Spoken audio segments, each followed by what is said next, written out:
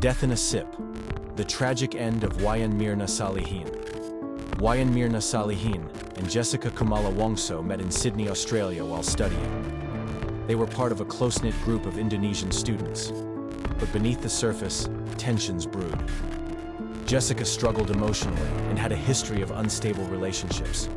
Mirna was supportive, but as time went on, the two drifted apart. Jessica reportedly became jealous. When Mirna announced her engagement, she did not invite Jessica to the wedding. Those who knew them say that Jessica may have seen this as a snub, a final break in their friendship. Still, when Jessica returned to Jakarta in early January 2016, she messaged Mirna to meet up. The plan was casual, just coffee with Mirna and another friend, Hani Juwita. They agreed to meet at a cafe in Grand Indonesia Mall. Jessica arrived at Café Olivier at 3:33 p.m., a full 90 minutes before the planned meetup. She ordered 3 drinks, 2 cocktails, and 1 Vietnamese iced coffee, specifically for Mirna. She then told the waitress she was going out and would return later. Jessica came back at 4:14 p.m., carrying 3 shopping bags from Bath & Body Works. She scanned the cafe and selected a booth at table 54, a spot partly hidden from the security cameras by decorative plants. When the drinks were served, Jessica carefully positioned her shopping bags to block the view of the Vietnamese iced coffee. By the time Mirna and Hani arrived at 5:16 p.m., the ice in the coffee had already melted.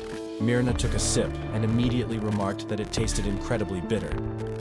Moments later, Mirna began convulsing. Foam formed around her mouth. Hani started panicking and shouting for help, while Jessica stood at the back, emotionless. The cafe staff heard and rushed over.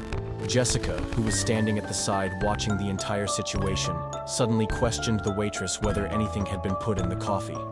She was taken aback by her question and took notice of the coffee that looked yellowish, with an unusual color and smell.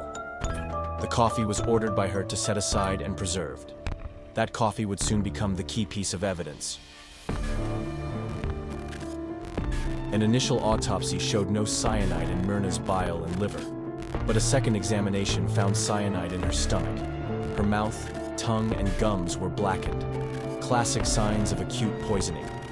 Police reviewed the CCTV. Jessica's early arrival, the choice of a CCTV blind spot, the obscured coffee cup, and her cold reaction after Mirna collapsed all raised red flags. To better understand her past, Indonesian police contacted Australian authorities. The Australian Federal Police agreed to share Jessica's psychological and criminal history, but only under one condition: that Indonesia would not pursue the death penalty. What they found was alarming. Jessica had a history of mental health issues, including suicidal attempts and borderline personality disorder. Her ex-boyfriend in Australia had filed a restraining order against her, citing threats of self-harm and obsessive behavior. On January 30th, 2016, Jessica Wongso was arrested and charged with the premeditated murder of Mirna Salihin. Jessica's trial began in June 2016 and lasted over 5 months. It became a media spectacle, broadcast live and dissected by the public daily. The prosecution argued that Jessica carefully planned the murder out of jealousy. They focused on her early arrival, the deliberate obstruction of CCTV, and the poison found in the coffee.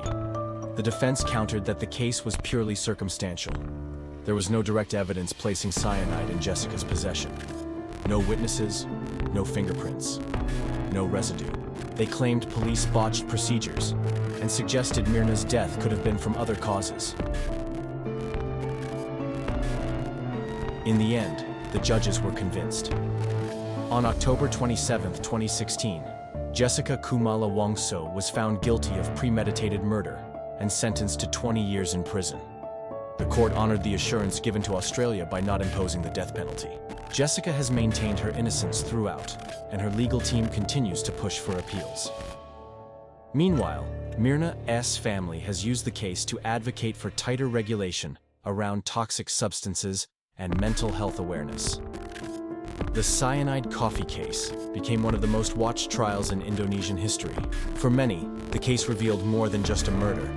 It exposed the fragility of trust and how a seemingly ordinary coffee date could end in tragedy. Mirna never imagined that a simple coffee with friends would be her final moment. stolen not by fate, but by someone she once trusted.